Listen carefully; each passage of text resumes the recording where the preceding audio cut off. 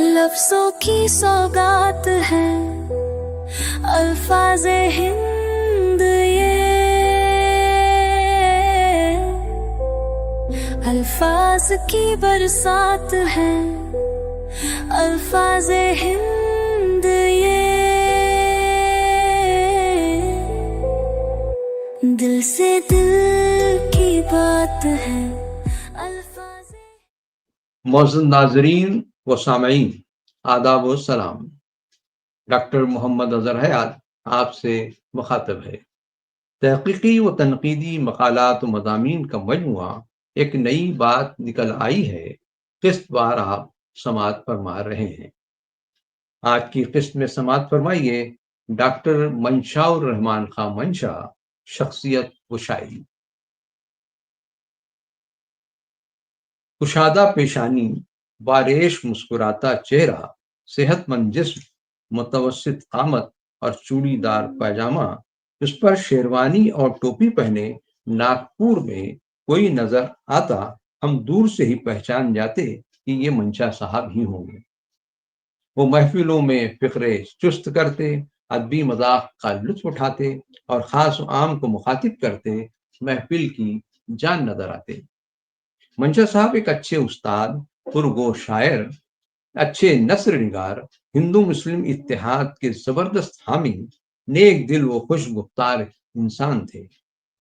وہ رواداری، بلند اخلاقی اور اعلیٰ ظرفی کی چلتی پھرتی تصویر تھے۔ انہوں نے باغ و بہار طبیعت پائی تھی۔ ان کے دم سے ناگپور ہی نہیں، وسط ہند میں ایک رونق اور بہار تھی۔ وہ آخر عمر تک خدمت علم و ادب میں سرگرم رہے۔ اردو تہذیب ان کا اوڑھنا بچھونا تھی۔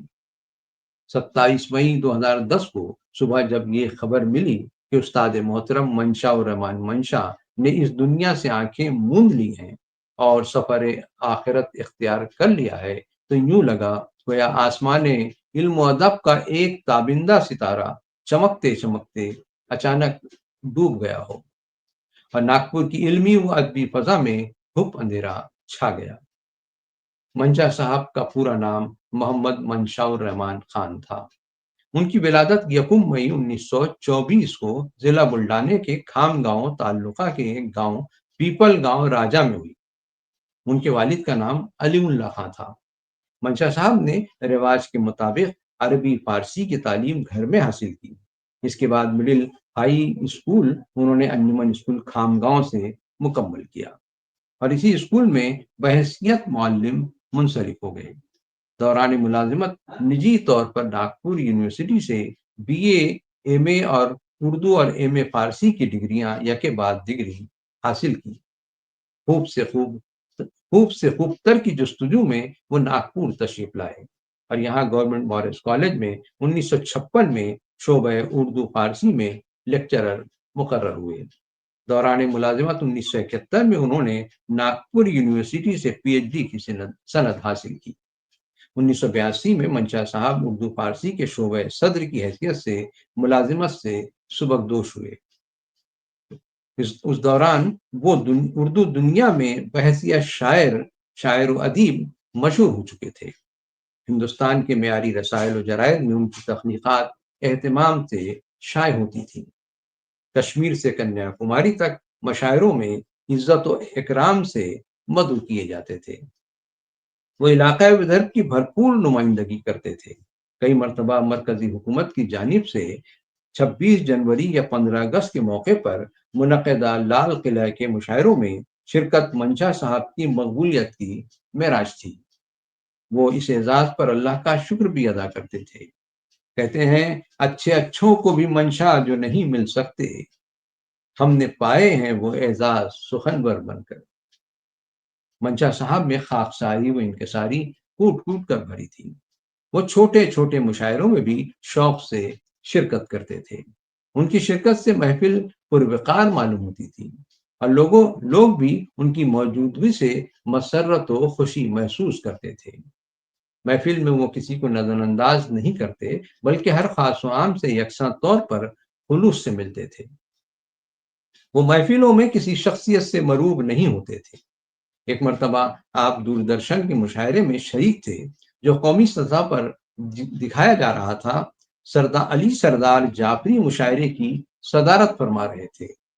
منشا صاحب نے غزل پڑھی، ہر شعر پر خوب داد حاصل کی، مقطع پڑھا: اتنے سارے فنکاروں کو یارو تم نے کیوں بلوایا، آپ کی محفل گرمانے کو آپ کا منشا کافی ہے۔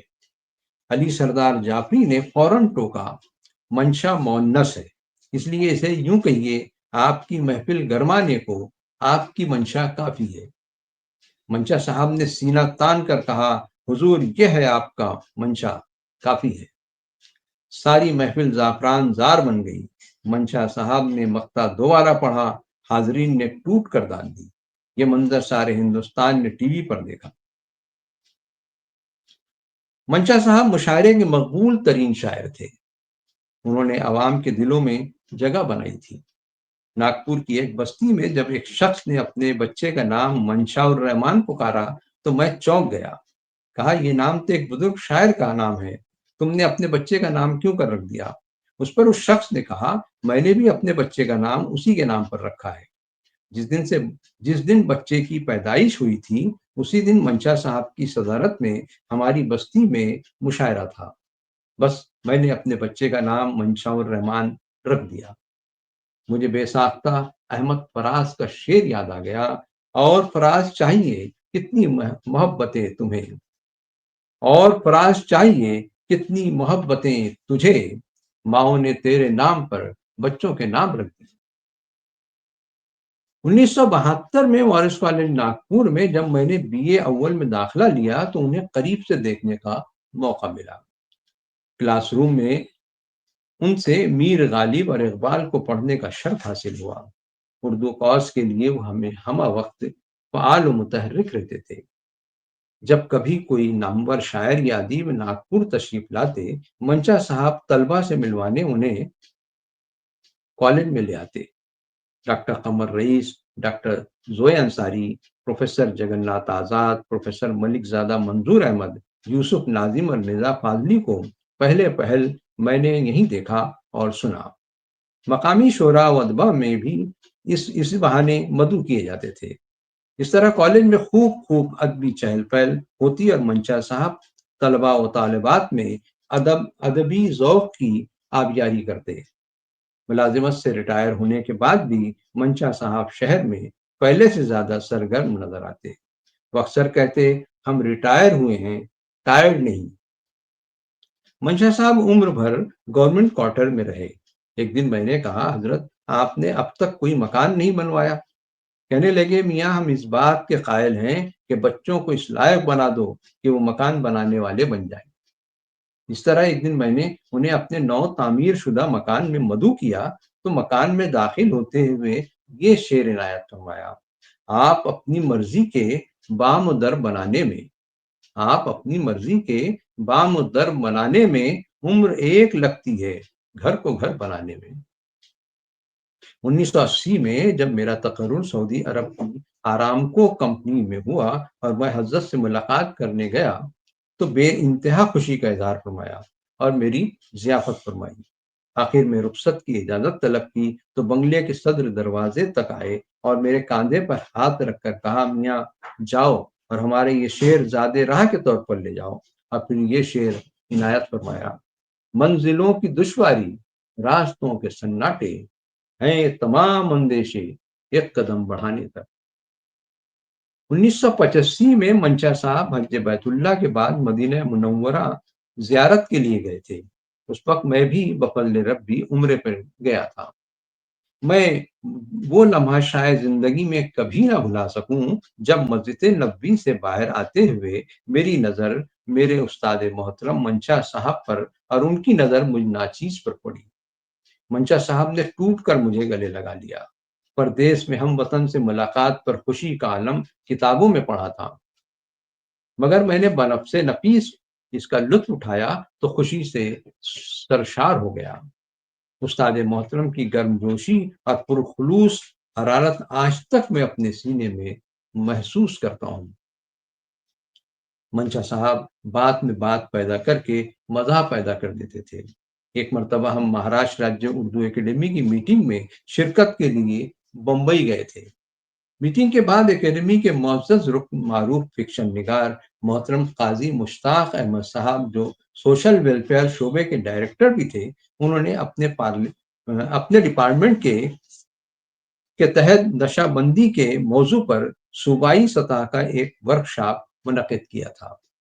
इस वर्कशॉप में मौसूफ ने हमें भी मदऊ किया।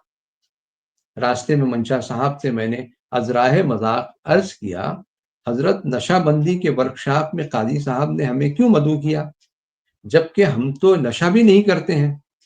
पूरी संजीदगी से फरमाया, बाबा, हमारे नाम से काजी साहब धोखा खा गए होंगे। मंशा का मीम निकाल दो तो नशा रह जाता है। फिर तवक्कुफ के बाद मजीद फरमाया, मंशा की जमा मंशियात, जैसे हयात की जमा हयातियात। फिर जोर से हंस पड़े। इस तरह बात में बात पैदा करके वो माहौल को खुशगवार बना देते थे। सफर और हजर दोनों जगहों पर मैंने उन्हें करीब से देखा। हर मकाम पर उन्हें बागो बहार और शगुफ्ता मिजाज पाया। मंशा साहब में आला ज़र्फ़ी और बुलंद अखलाकी कूट कूट कर भरी थी। वो अपने सख्त मुखालिफिन को भी अपनी खुश मिजाजी और आला ज़र्फ़ी से जेर कर देते थे। वो शर में खैर का पहलू आसानी से तलाश लेते थे। उनका रवैया हमेशा मस्बत होता। एक मरतबा उनके एक शागिर्द ने उन पर एक सख्त तनकीदी मजमून लिखा, जो एक रोजनामे में शाये हुआ। मैंने इसका जिक्र किया तो कहने लगे, हाँ बाबा, तुमने हमने भी उसे पढ़ा है। इसमें नश्तरियत जरूर है, मगर उसकी जबान बड़ी सलीस और म्यारी है।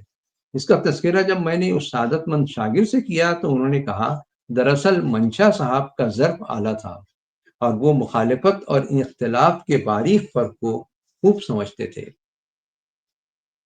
मंशा साहब का अव्वलीन मजमूआ कलाम जीवन तरंग देवनागरी रस्मुल खत में 1957 में शाये हुआ।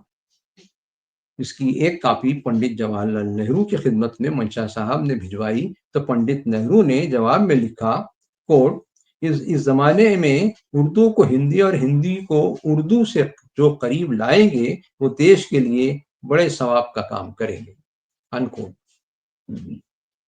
3 साल के बाद 1960 में आहंगे हयात के नाम से एक मजमूए कलाम शाये हुआ, जिसमें गजलों के साथ नज़में भी शामिल थीं। बाज़ नज़में शख्सी हैं और बाज़ कौमी मौज़ूआत पर हैं। आहंगे हयात का इंतसाब सदर जमहूरिया मरहूम डॉक्टर जाकिर हुसैन के नाम है। इसके जवाब में डॉक्टर जाकिर हुसैन ने आहंगे हयात पर क्या जचा तुला तबसरा फरमाया, मुलाहिज़ा फरमाइए, कोट, डरता हूँ कि तहसीन नाशनास से आप क्या खुश होंगे, लेकिन ये ज़रूर कहूँगा कि आप खूब कहते हैं। इसका अंदाज़ा हम अनाड़ियों को इससे होता है कि अक्सर शेर जी में उतरते हुए मालूम होते हैं, अनकोट। इस मजमूए के बाद 1963 में नवाए दिल के उन्वान से गज़लियात उल क़तआत का मजमुआ मंजर आम पर आया। ज़िक्र खूबा नातों और मनक़बतों का मजमुआ 1965 में शाये हुआ। तज़मीन उर्दू शायरी की एक मुश्किल सिन्फ है। मंशा साहब इस फन में भी ताक थे। उन्होंने अल्लामा इकबाल के कलाम पर खूब तज़मीनात कही हैं, जो 1971 में आईना इकबाल के नाम से किताबी शक्ल में शाये हुई। पीएचडी का तहकीकी मकाला 1971 में 2 हिस्सों में शाये हुआ। नज़्मों और गज़लों का मजमुआ अक्स दौरां 1976 में, मक़सदी गज़लों का मजमुआ बामक़सद गज़लों का मजमुआ अम्र नहीं 1990, नातों का मजमुआ सिराजम मुनीरा 1991, मरसिया नुमा गज़लों का मजमुआ चिरागों की धरती 1995 और तहनीती नज़मों का मजमुआ सितारों का आंगन के अलावा तनकीदी मज़ामीन और पेश लफ्ज़ के तहत तासुराती मज़ामीन का मजमुआ हर हर्फ आईना 2004 में मंशअ शऊद पर आया। इस किताब में नाचीज़ की किताब हाफिज़ विलायतुल्लाह हाफिज़ पर एक वक़ी और जामे मज़मून भी शामिल है। किताब का इंतसाब मंशा साहब ने अपने लायक फर्जंद डॉक्टर नदीमुर रहमान खान नदीम के नाम किया और 2 शेर रकम किए हैं। एक शेर यूं है, अंधेरी शब में उसी से उजाला मिलता है, अंधेरी शब में उसी से उजाला मिलता है, खुशामदीद कहें उस चमकते जुगनू को। उर्दू ज़बान हमारी اردو کے محاسن پر رواں دواں نظموں پر مشتمل کتاب ہے جو 2007 میں شائع ہوئی۔ اس کتاب کی ایک نظم کے یہ مصرے تو اردو دنیا میں مقبول خاص و عام ہے۔ محبت سکھاتی ہے اردو زباں، دلوں کو ملاتی ہے اردو زباں، جہاں بات کرنے میں ہو دقتیں وہاں کام آتی ہے اردو زباں۔ منشا صاحب کا یہ شعر بھی اردو کی زبوں حالی پر بلیغ تبصرہ ہے۔ جو اپنے گھر میں بے گھر دکھائی دیتی ہے، اسی زبان کا منشا ادیب ہوں میں بھی۔ 2009 میں نعتوں کا ایک مجموعہ چراغ حرم منشا صاحب کی زندگی کا آخری مجموعہ تھا۔ اس کے بعد منشا صاحب کے فرزند ندیم الرحمان نے 2019 میں دیوناگری لپی میں جیون جیوتی کے نام سے غزلوں کا مجموعہ شائع کیا۔ اس طرح شعری و نثری تصانیف کی کل تعداد 15 ہے۔ منشا صاحب نے ہر صنف سخن میں تبادمائی فرمائی اور خوب کی۔ ان کی شخصیت اور شاعری پر ناگپور یونیورسٹی سے 3 طلباء و طالبات نے پی ایچ ڈی کی ڈگری حاصل کی۔ منشا صاحب کے یوم ولادت 1992 کو جشن منشا کے عنوان سے ایک عظیم الشان مشاعرہ منعقد کیا گیا، جس میں مشہور زمانہ اداکار دلیپ کمار صاحب نے شرکت فرمائی تھی۔ اہل ودھر مشاعروں کو کبھی نہ بھلا پائیں گے۔ ان کی بیشتر کتابوں کو صوبائی اکیڈمیوں نے انعامات سے نوازا۔ مہاراشٹر اردو اکیڈمی نے منشا صاحب کی مجموعی خدمات کا اعتراف کرتے ہوئے صوبائی سطح کا سراج اورنگ آبادی ایوارڈ عطا کیا۔ وہ عرصہ دراز تک اردو اکیڈمی کے معزز رکن رہے۔ علمی و ادبی انجمن حلقہ احباب کے تاحیات صدر رہے۔ آکاشوانی ناگپور میں مرکزی حکومت کی جانب سے ایڈوائزری کمیٹی کے رکن نامزد کیے گئے۔ سٹیزن پیس کمیٹی کے رکن رہنے کے علاوہ شہر کی کئی انجمنوں اور اداروں سے وہ وابستہ رہے۔ ایک دن میں نے دریافت کیا، حضرت آپ اتنی تنظیموں اور اداروں سے منسلک ہیں لیکن سیاست سے کیوں گریز کرتے ہیں؟ فرمایا، میں 3 میم کی سیاست میں نہیں پڑھتا، ایک مسجد، دوسرا مندر اور تیسرا مقبرہ۔ واقعی منشا صاحب نے پوری زندگی پہ حیثیت شاعر اور ادیب گزار دی۔ وہ اسی حیثیت سے دور دور تک جانے پہچانے اور مانے جاتے تھے۔ وہ دائر و حرم، شیخ و برہمن کے تنگ دائروں سے ہمیشہ دور رہے۔ صلح پسندی اور رواداری ان کی طبیعت کا خاصہ تھا۔ انہی عناصر سے ان کی شاعری کا خمیر بھی تیار ہوا تھا۔ انسانی ہمدردی اور محبت فاتح عالم پر ان کا ایقان تھا، جس کی بازگشت ان کی تمام شاعری میں ہمیں محسوس ہوتی ہے۔ چند اشعار ملاحظہ فرمائیے۔ تلاش ماہ و ثریا تو ہو چکی ہے بہت، جو ہو سکے تو ذرا خود کی جستجو کیجیے۔ جب بھی ڈالی سے گلے جب بھی ڈالی کانپ کے تھر تھر ٹوٹا، جہاں دیکھا کسی انسان کو ملول، کوئی غم سا میرے سر پر ٹوٹا۔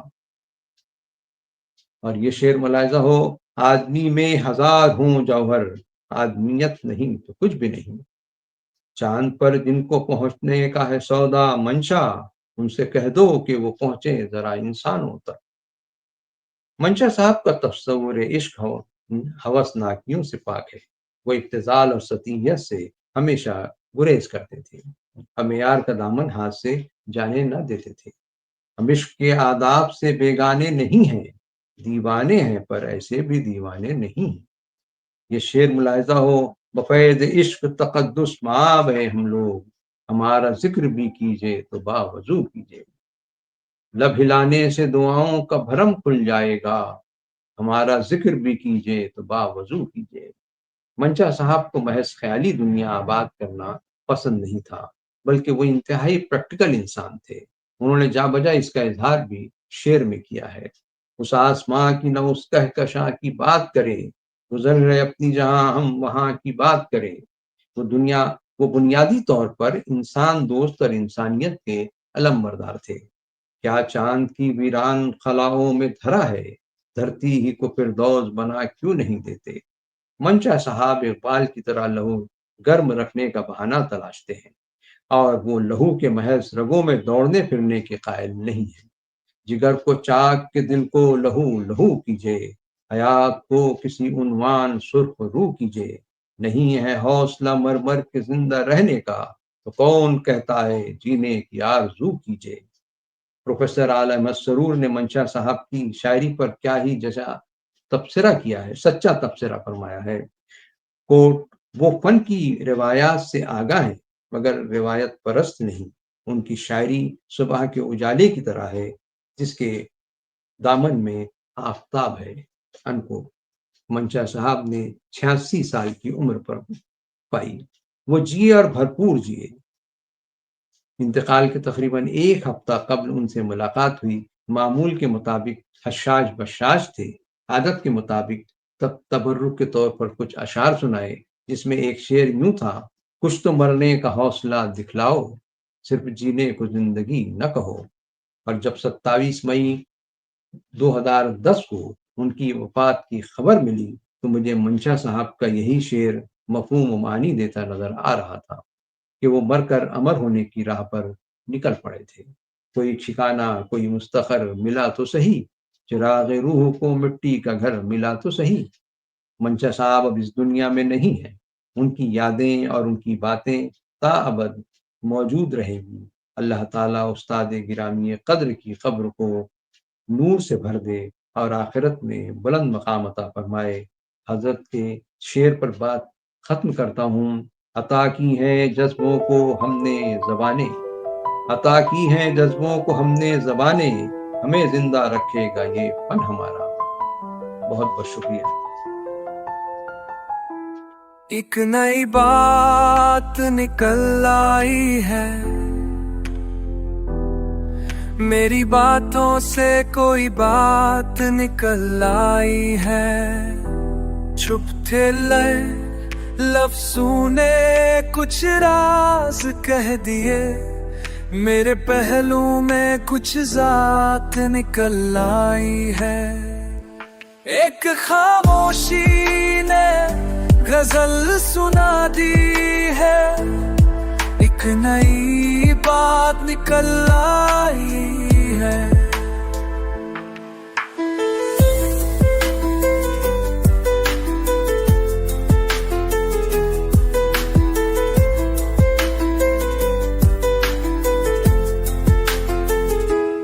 چلتے چلتے کہیں رک جانے کو جی ہوا، تیرے سائے میں گھر بنانے کو جی ہوا۔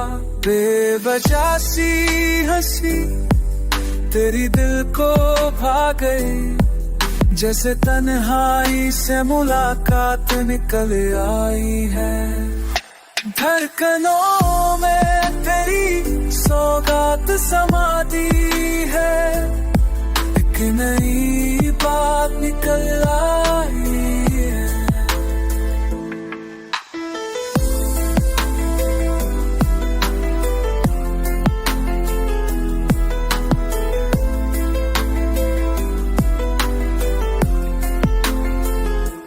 قسمیں نہ تھی نہ وعدے کوئی، پھر بھی تو پاس لگنے لگی ہے کہیں۔ تیرے آنے سے موسم سا بدل گیا، رت ادھوری تھی اب برسات نکل آئی ہے۔ آنکھوں میں بسی جو بات چھپا دی تھی، وہ اب ہر بات میں جھلک آئی